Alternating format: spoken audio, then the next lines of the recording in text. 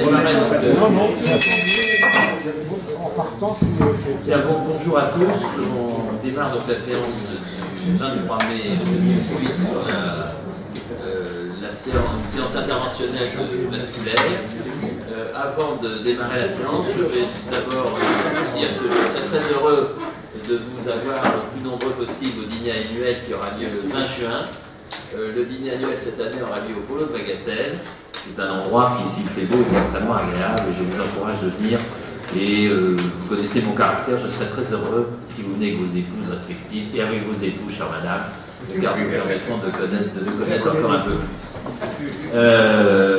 On va d'abord donner la parole donc, à Gérard Pascal pour le procès verbal de la réunion précédente. Je peux vous dire en introduction pendant qu'il s'installe, c'était une réunion que nous avons voulu à huis clos, étant donné les médias qui peuvent s'intéresser de façon plus ou moins sérieuse, mais parfois de façon violente, à l'utilisation des animaux de laboratoire, que ce soit dans la recherche et dans l'enseignement. Et à l'issue de cette séance, on s'est aperçu, et l'Académie vétérinaire a reconnu la même idée, c'est que peut-être il n'était pas illogique quand même de communiquer sur ce sujet plutôt que de rester caché.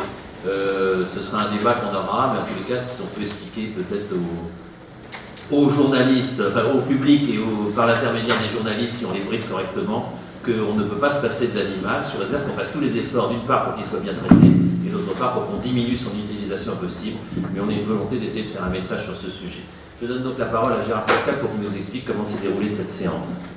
Oui, bonjour à tous. Donc la séance de la semaine passée était organisée conjointement donc, par l'Académie nationale de chirurgie et l'Académie vétérinaire de France. Donc il faudra peut-être mettre le logo là, présidé donc, par Richard Gray et Eric Plateau, dont le thème était l'animal de laboratoire dans l'enseignement et la recherche en chirurgie.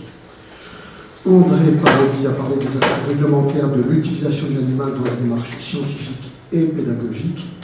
L'objectif, c'est le bien-être animal, avec les directives européennes de 2010, très importantes, qui ont édité une charte de bonne pratique qui repose sur la règle des 3 R, remplacer l'animal autant que faire se peut, en réduire le nombre et en raffiner l'entretien.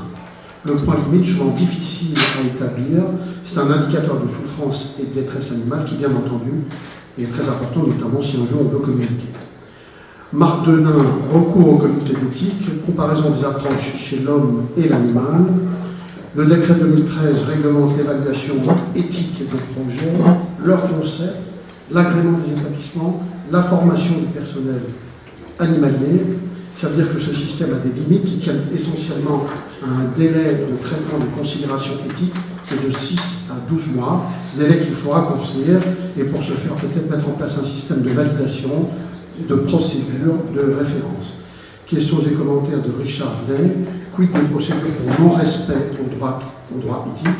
Le chirurgien qui opère l'animal est très encadré et il ne peut le faire qu'après des autorisations strictes. Xavier Martin, certaines revues scientifiques désormais exigent des consentements éclairés sur l'animal. Jean-Pierre Gévy, transfert des techniques chirurgicales de et vers la chirurgie vétérinaire, un juste retour. En ophtalmologie, les recherches animales ont permis d'introduire la microchirurgie, la phacoemulsification, le laser, les ultrasons sonores et la mise au point de certaines techniques pour la cataracte, le glaucome et les ulcérations de cornée chez le chien. Xavier Martin, modèles chirurgicaux en recherche et en enseignement, économie du modèle animal. L'enseignement de la microchirurgie et de la laparoscopie sur l'animal a permis de développer ces techniques chez l'homme. Les nouvelles techniques de recherche ont permis de diminuer l'utilisation des rats de un peu moins de 1 sur 2. Questions et commentaires de Bernard Dunois. Les modèles expérimentaux sur le chien ont permis à Pavlov et à Starzl de développer respectivement la transplantation rénale et hépatique. Philippe Grise, quid de l'utilisation des animaux de la chaîne alimentaire, faut être extrêmement vigilant pour contrôler ce type de communication vis-à-vis des profanes. Richard vient de vous en parler. André Laurent Parodi, la communication grand public est essentielle pour diaboliser. Dédiaboliser, merci. Et Alberto Guélamon, les simulateurs pourront-ils toujours remplacer les animaux? Ça n'a rien d'évident. Jean-François Mornex, animalerie, complémentarité des plateaux techniques, université et des UNV. L'expérimentateur n'a aucun sens du coût, du nombre et du type d'animaux à utiliser. la balkanisation des unités de recherche pose un problème. Questions et commentaires de Marc Benin.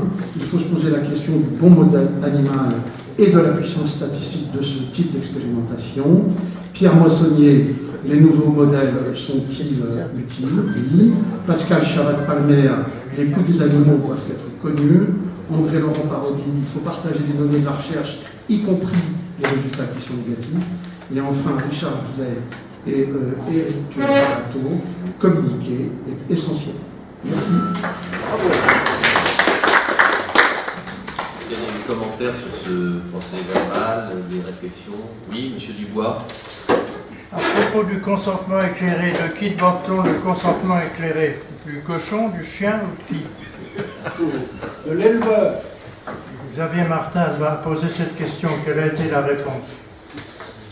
Alors, Xavier Martin n'est pas là. Moi, ce que j'ai compris de cette intervention, c'est que c'est un consentement sur le protocole et l'éthique du protocole et donc de la façon dont sont utilisés les animaux dans le protocole. Et on en est arrivé à la discussion, puisque j'ai même posé cette question, mais c'est un peu facile de faire des copier-coller, puisque vous savez que dans tous les articles, on dit en général les animaux ont obéi, etc., le laboratoire est propre, puisqu'il y a des règles éthiques. En fait, il semblerait qu'actuellement, il puisse y avoir des vérifications et qu'il commence à y avoir, c'est la question qu'on leur a posée, et plusieurs nous ont dit, il peut y avoir tout à fait un comité de lecture d'un journal, si vous soumettez un journal international de très haut niveau, qui va vérifier effectivement que l'animalerie dans laquelle vous avez travaillé était dans les règles, les normes nécessaires pour la qualité et la protection des animaux.